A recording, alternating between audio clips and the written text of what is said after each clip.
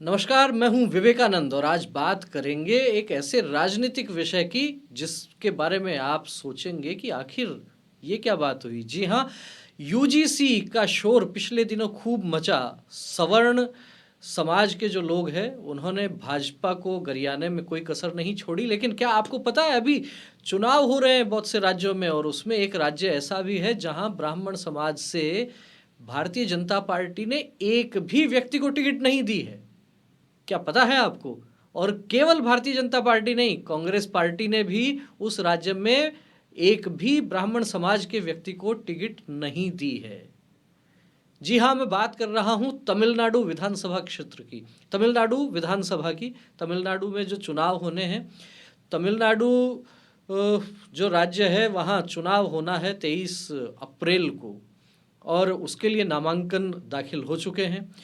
तमिलनाडु की बात करें तो खासतौर पर वहाँ डीएमके और एआईडीएमके इनका ज़्यादा बोलबाला है। भारतीय जनता पार्टी और कांग्रेस एक तरीके से सहयोगी की भूमिका में रहते हैं। तो वहाँ जो प्रमुख चार दलों की यदि हम बात करें, डीएमके, एआईडीएमके, कांग्रेस और साथ ही साथ भारतीय जनता पार्टी, चारों बड़े जो दल हैं उनसे ब्राह्मण समाज से एक भी व्यक्ति को टिकट नहीं दिया गया है। आप ये बात सुनकर चौंक सकते हैं। तो फिर क्या ब्राह्मण समाज इन सब राजनीतिक दलों का विरोध करेगा? नहीं। यूजीसी को लेकर देश भर में जो बवाल मचा था, यूजीसी के जो नए नियम आए थे उनको लेकर जो बवाल मचा था, उसके बाद ये बात अंदर खाने हो रही थी कि सवर्ण समाज की नाराजगी रहेगी सीधे सीधे भारतीय जनता पार्टी से। लेकिन इन परिस्थितियों में आप क्या कहिएगा कि जब चार प्रमुख दलों में से कोई भी ब्राह्मण समाज के एक भी व्यक्ति को टिकट नहीं दे। दरअसल तमिलनाडु की राजनीति थोड़ी अलग तरह की राजनीति है। वहाँ की बात करें, 234 विधानसभा सीट हैं तमिलनाडु में। वहाँ सरकार बनाने के लिए 118 सीटों की ज़रूरत पड़ती है। इस समय यदि वहाँ की विधानसभा की बात करें तो 133 सीटें डीएमके के पास हैं और 133 सीटें डीएमके ने जीती और वहाँ सरकार बनाई। दूसरे नंबर पर जो दल था वो था एआईडीएमके। लगभग 60 के आसपास सीटें उनके पास में थी। एआईडीएमके के साथ में भारतीय जनता पार्टी थी। उनकी 4 सीटें, 4 विधायक भारतीय जनता पार्टी के भी थे तमिलनाडु में। वहीं दूसरी तरफ बात करें डीएमके की, तो डीएमके के साथ कांग्रेस पार्टी थी और कांग्रेस पार्टी की वहाँ 17 सीटें, लगभग वहाँ 17 सीटें कांग्रेस पार्टी की थी। तो ऐसे में समझा जा सकता है कि इन चार प्रमुख पार्टियों में भारतीय जनता पार्टी चौथे नंबर पर आती है। लेकिन आखिर क्या कारण है कि तमिलनाडु की राजनीति में चार प्रमुख पार्टियां ब्राह्मण समाज से इतनी दूरी रखती हैं? और इस सब के बावजूद भी एक बड़ी बात आपको और बताता हूं जो मेरे को जानकारी हुई है। तमिलनाडु में जो ब्राह्मण समाज का संगठन है, एक तमिलनाडु ब्राह्मण महासंघ, उसने भारतीय जनता पार्टी को अपना समर्थन दिया है, लिखित में समर्थन दिया बताते हैं। एक भी टिकट वहाँ भाजपा ने ब्राह्मण समाज को नहीं दी है, कांग्रेस ने नहीं दी है, डीएमके ने नहीं दी है, एआईडीएमके ने नहीं दी है। क्या कारण है आखिर इसका? इसका बड़ा जो कारण है वहाँ की जो क्षेत्रीय राजनीति है। 1967 के बाद में जिस तरीके से वहाँ चीज़ें बदली हैं, जिस तरीके से वहाँ हम कहें कि ओबीसी का उभार रहा है, और बहुत हद तक ये भी कहा जा सकता है कि ब्राह्मण विरोध की जो राजनीति तमिलनाडु में बढ़ी 1967 के बाद में, तब से धीरे धीरे तमिलनाडु की विधानसभा में ब्राह्मण समाज से आने वाले विधायकों का प्रतिनिधित्व लगातार घटता गया है। बात कर लेते हैं 1970 से 1990 के बीच की, तो उस दौर में लगभग 12-15 विधायक ब्राह्मण समाज से वहाँ हुआ करते थे। धीरे धीरे 90 तक आते आते ये संख्या 10 तक हो गई और 1990 से लेके और बात कर लें 2010 तक की, तो लगभग 6-7 विधायक ब्राह्मण समाज के हुआ करते थे। 2010 से लेके और 2025 तक की बात कर लेते हैं तो लगभग 2-3 विधायक वहाँ ब्राह्मण समाज से जीत कर आते थे। लेकिन एक तथ्य और आपके सामने मैं रखना चाहूँगा जिसको सुनकर आपको और आश्चर्य होगा। जब वहाँ विधानसभा में ब्राह्मण विधायक नहीं होते तो क्या फिर कोई मुख्यमंत्री वहाँ ब्राह्मण समाज से हुआ होगा? 1970 से अब तक की यदि बात करें तो एक नाम आपको चौंका सकता है। जी हाँ, वो नाम है जयललिता। जयललिता के लिए कहा जाता है कि तमिल आयंगर ब्राह्मण थी, ब्राह्मण समाज से आती थी और वहाँ मुख्यमंत्री रही।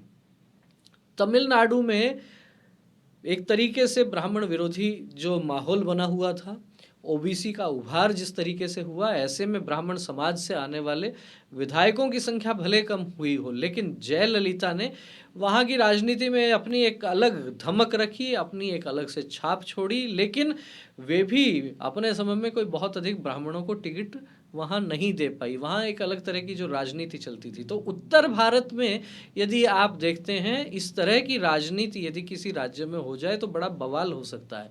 केवल ब्राह्मण समाज की बात नहीं है, अलग अलग जातियों को भी यदि आप देखेंगे तो यदि इतना दरकिनार किसी भी जाति को कोई राजनीतिक दल इतना दरकिनार करने का जोखिम नहीं उठा सकता है।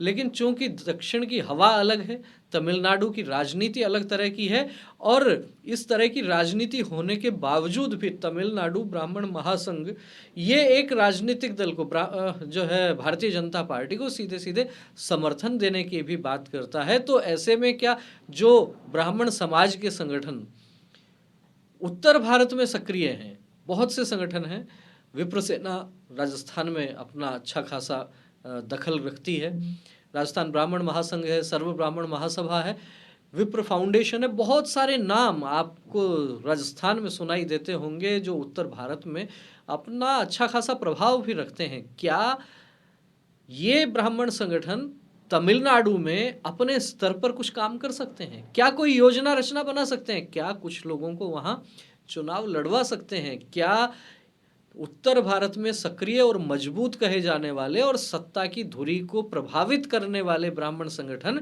दक्षिण भारत में खासतौर पर तमिलनाडु में जाकर चुनाव प्रचार करेंगे किसी के लिए?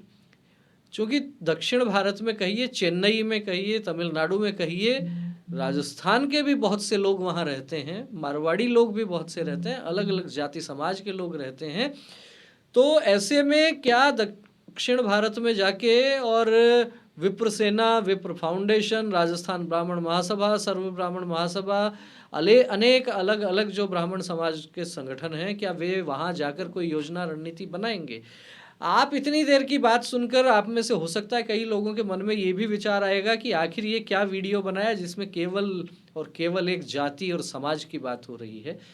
चूंकि राजनीति का विषय है और जैसी स्थितियां हम देख रहे हैं, चाहे हम उन संगठनों की भी बात कर लें जो सामाजिक संगठन होते हैं और जातिवाद में विश्वास नहीं करते हैं, लेकिन उनके भी प्रतिनिधि अंदर खाने क्या इन विषयों को छोड़ पाते हैं? क्या भारतीय जनता पार्टी और कांग्रेस पार्टी में इन विषयों पर चर्चा नहीं होती है? क्या जाति देखकर टिकट देने की बात नहीं होती है? क्या भारतीय जनता पार्टी में टिकट वितरण के समय ये सारी बातें नहीं होती हैं? तो बाहर क्या है, भीतर क्या है, ये किसी से छिपा हुआ नहीं है, लेकिन ये ज्वलंत विषय है और मुझे लगा कि दर्शकों के साथ इस विषय को साझा करना चाहिए कि जो जातियों की राजनीति उत्तर भारत में जिस तरीके से है, दक्षिण भारत में भी बहुत हद तक जातियां प्रभावित करती हैं। लेकिन तमिलनाडु के विषय में मुझे लगा कि ये एक अलग तरह की जानकारी हो सकती है। जयललिता ब्राह्मण समाज से आती थी, मुख्यमंत्री रही, लेकिन विधानसभा में ब्राह्मण विधायकों का प्रतिनिधित्व लगातार गिरता जा रहा है, कोई बड़ा दल टिकट नहीं दे रहा है। तो ऐसे में उत्तर भारत में सक्रिय रहने वाले राजनीतिक दलों का क्या कहना है इस विषय पर, मैं सोचता हूँ कि जल्दी ही इस विषय पर हम बात भी करेंगे, आपकी प्रतिक्रियाएं भी लेंगे और इन समाजों में जो लोग सक्रिय हैं उनका भी ध्यान आकर्षित करेंगे। क्या उनको पता है कि इस तरह की राजनीति भी देश के एक बड़े राज्य में हो रही है जहां 234 विधानसभा सीटें हैं। बहरहाल 23 अप्रैल को चुनाव है, देखते हैं क्या कुछ रहता है वहां। लेकिन अब जैसे जैसे चुनाव नज़दीक आएगा, तमिलनाडु की बात हो रही है, असम की भी बात करेंगे, बात पश्चिम बंगाल की भी करेंगे, अलग अलग स्थानों पर जो चुनाव है उसको लेकर शीघ्र ही हम कई सारे वीडियो और भी लेकर आने वाले हैं। बहरहाल आपका क्या कहना है इस वीडियो पर? जिस तरह की राजनीति है, राजनीति में जातिवाद होना तो नहीं चाहिए लेकिन है, और है इसलिए दो पंक्तियां मुझे याद आ गई कि जातिवाद परिवारवाद का सब तूफान चलाते हैं, जेब कतरने वाले दर्जी की दुकान चलाते हैं। क्या कहना है आपका इस वीडियो पर? वीडियो अच्छा लगा हो तो इसे लाइक करें, अधिक से अधिक लोगों तक शेयर करें। फिर मिलेंगे एक और नए विषय के साथ, एक और नए वीडियो के साथ। तब तक आप बने रहिए हमारे साथ। बहुत बहुत धन्यवाद। नमस्कार।